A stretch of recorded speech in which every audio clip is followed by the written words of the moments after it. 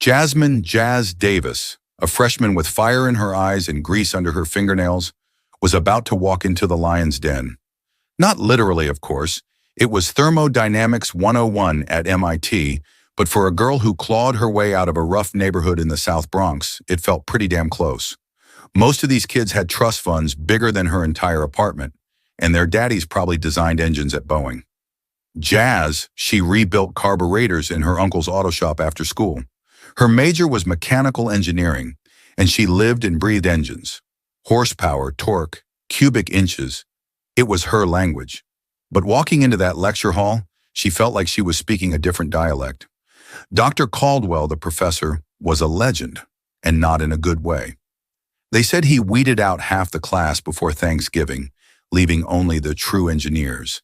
He was old school, white-haired, and gave off the vibe that he'd rather be sailing his yacht in Nantucket than teaching a bunch of snot-nosed kids.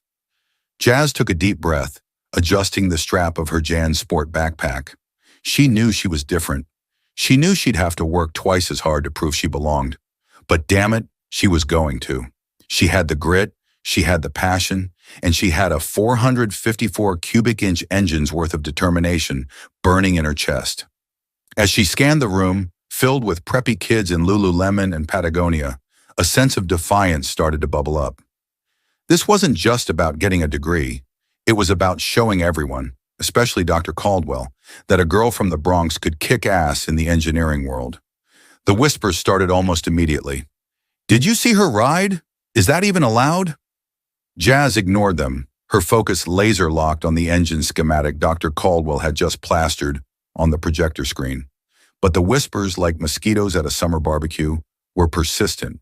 She caught snippets: affirmative action, out of her league, and the ever-charming, probably doesn't even know what a spark plug is. The microaggressions, the subtle jabs, they were a constant hum in the background, a low-grade anxiety that gnawed at her confidence. Then came the pop quiz from hell. Dr. Caldwell, with a glint in his eye that suggested he was enjoying this a little too much, wrote a monstrosity of an equation on the board. It was about calculating the optimal valve timing for a high-performance engine, a problem so complex it would make a seasoned mechanic sweat. "Miss Davis," he drawled, his voice dripping with condescension, "perhaps you'd like to enlighten us with your perspective on this equation?" The entire lecture hall fell silent. Jazz felt a flush creep up her neck. This wasn't just a test of her knowledge. It was a public execution. She glanced at the equation, a jumbled mess of Greek letters, exponents, and integral signs that seemed to mock her very existence. A wave of frustration washed over her. It wasn't just about the math anymore. It was about the years of fighting, the endless nights studying under a flickering streetlight, the constant pressure to prove herself worthy. Rage, hot and fierce, flared inside her. She could practically feel the eyes of her classmates, a mixture of pity and morbid curiosity, boring into her back. Dr. Caldwell stood there, arms crossed, a smug smirk playing on his lips. He thought he had her cornered. He thought he could break her. But something snapped. The doubt, the anxiety, the self-consciousness. It all coalesced into a burning resolve. She wouldn't let him win. She wouldn't let them win. Jazz took a deep breath, squared her shoulders, and walked towards the board. The chalk felt heavy in her hand, a weapon against prejudice. As she reached the equation, she blocked out the whispers, the stares, the suffocating pressure. She focused on the problem, letting her knowledge and instincts take over. She saw the equation not as a jumbled mess, but as a puzzle waiting to be solved. The numbers began to dance in her mind, revealing their secrets, their hidden connections. With a newfound clarity, Jazz began to write. Equations flowed from her like water, each line building upon the last with precision and grace. She bypassed conventional methods, opting for a more elegant and efficient solution. She saw the shortcuts, the hidden symmetries that others had missed. The silence in the room deepened. Even Dr. Caldwell seemed taken aback by her rapid progress. The whispers ceased entirely, replaced by a hushed awe. Jazz didn't look up, didn't acknowledge their presence. She was lost in the world of numbers, fueled by anger and determination, driven by the need to prove them all wrong. This was her domain.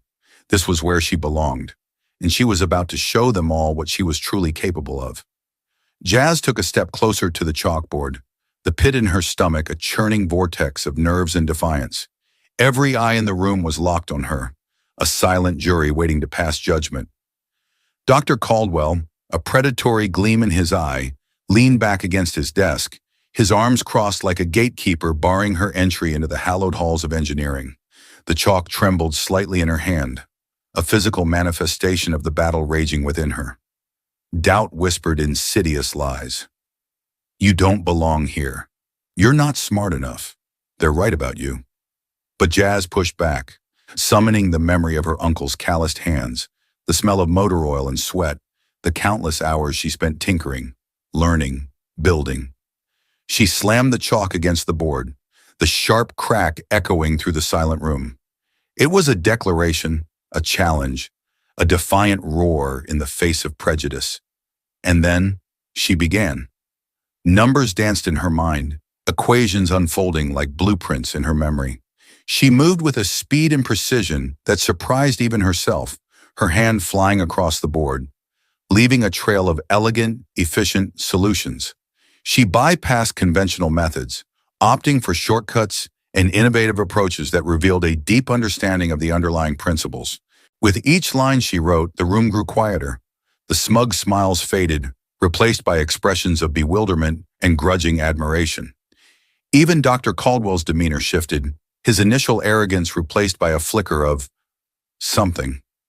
Curiosity? Respect? Jazz didn't care. She was in the zone, lost in the rhythm of the math, fueled by a righteous anger that propelled her forward.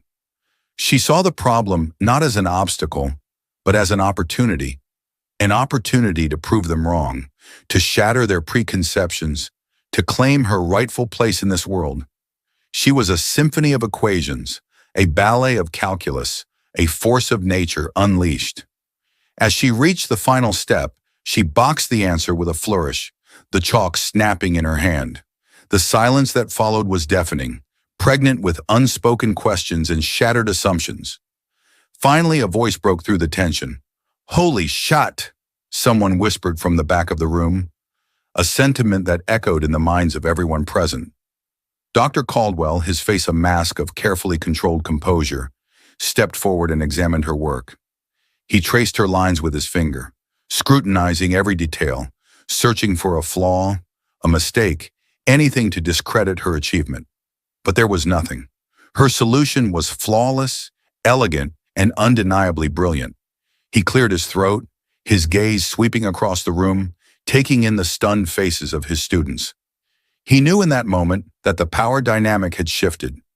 Jazz had not only solved the equation, she had redefined the landscape. She had challenged his authority, exposed his prejudice, and proven that talent knows no color, no zip code, no privilege. The silence stretched, thick with unspoken admissions. The lion's den had been conquered, not by brute force, but by the sheer power of intelligence and determination. And Jasmine Davis, the girl from the Bronx, had emerged victorious. The echo of Dr. Caldwell's grudging "correct" hung in the air. But Jazz wasn't basking in victory just yet. She knew this wasn't over. Men like Caldwell, men accustomed to wielding power and privilege, didn't surrender easily. They regrouped, they strategized, they found new ways to assert their dominance. As the initial shock wore off, a subtle shift occurred in the atmosphere of the lecture hall. The hushed awe began to dissipate, replaced by a nervous energy, a sense of uncertainty. Some students, the ones who had initially mocked her, now avoided her gaze, scribbling furiously in their notebooks, trying to bury themselves in the familiar comfort of calculations. Others, the more open-minded ones, stole glances at her, their faces etched with a mixture of curiosity and respect. Caldwell, recovering his composure, cleared his throat. While Miss Davis's approach was certainly unconventional, he said, emphasizing each word with a deliberate precision, it's important to remember the fundamentals. He picked up a new piece of chalk, his hand trembling almost imperceptibly. Let's see if this unique method holds up under a more rigorous examination. He proceeded to write another equation on the board, this one even more complex, a labyrinthine tangle of derivatives and integrals that seemed designed to trip up anyone who dared to attempt it. It was a challenge, a gauntlet thrown down, a clear message. I haven't given up. Prove yourself again. Jazz felt a surge of adrenaline. This wasn't just about solving a problem anymore.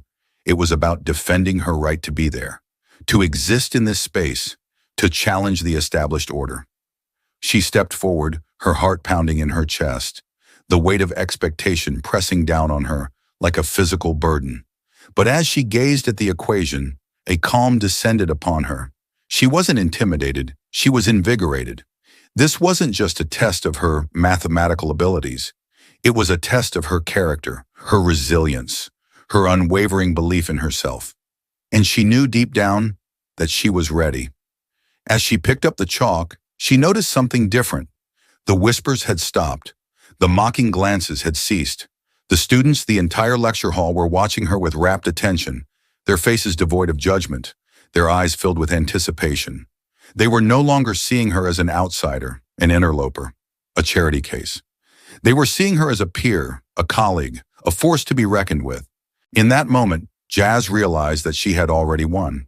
She had broken through the barriers of prejudice and doubt, not just for herself, but for everyone who had ever felt marginalized, overlooked, or underestimated. She had shown them that talent knows no boundaries, that brilliance can emerge from anywhere, that the only limits that truly matter are the ones we place on ourselves.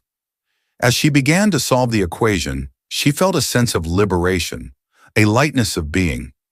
She wasn't just proving herself to Dr. Caldwell. She was inspiring the next generation of engineers, the future innovators, the ones who would dare to challenge the status quo and build a better world. And that, she knew, was a victory worth fighting for. The days that followed were different. The whispers still lingered, but they carried a new tone. Respect, curiosity, even a hint of envy. Dr. Caldwell, while never exactly warm, treated her with a professional courtesy bordering on, well, not quite admiration, but something akin to begrudging acknowledgement. The other students, many of whom had initially dismissed her, now sought her help with assignments, peppering her with questions after class. But the real victory wasn't the change in their behavior. It was the change within herself. She no longer felt the need to constantly prove herself, to carry the weight of representation on her shoulders. She had earned her place not through empty gestures or political maneuvering, but through sheer intellect and unwavering determination. As the semester wore on, Jazz continued to excel, mastering complex concepts, pushing the boundaries of innovation, and inspiring her classmates along the way. She became a mentor to younger students, a voice for the underrepresented, a shining example of what could be achieved with hard work and resilience. And one day, while walking across campus, she overheard a group of freshmen discussing the infamous Dr. Caldwell and his legendary thermodynamics class. One of them mentioned a rumor about a girl from the Bronx who had single-handedly humbled the old professor with her brilliance. Jazz smiled, a quiet, confident smile that spoke volumes. The legend had begun, and she, Jasmine Jazz Davis, was just getting started. The future of engineering, it seemed, was in good hands. Hands that knew how to rebuild a carburetor and solve a differential equation with equal ease. Jazz's story isn't just about acing a tough exam. It's about standing tall when the deck's stacked against you. It's a reminder that talent doesn't have a zip code or a skin color. So what can you take from it? First, know your worth. Don't let anyone dim your shine. Second, turn your anger into fuel. Channel that frustration into pushing yourself harder. Third, be the change you want to see. By proving them wrong, Jazz didn't just help herself, she paved the way for others. And finally, never underestimate the power of grit. It'll get you through more than any textbook ever could. So go out there and kick some ass, just like Jazz. Thank you for watching the video. Please comment with number 1 to let me know you have watched the whole video. Please like the video, subscribe to the channel, and turn on the notification bell to always receive new videos as soon as possible.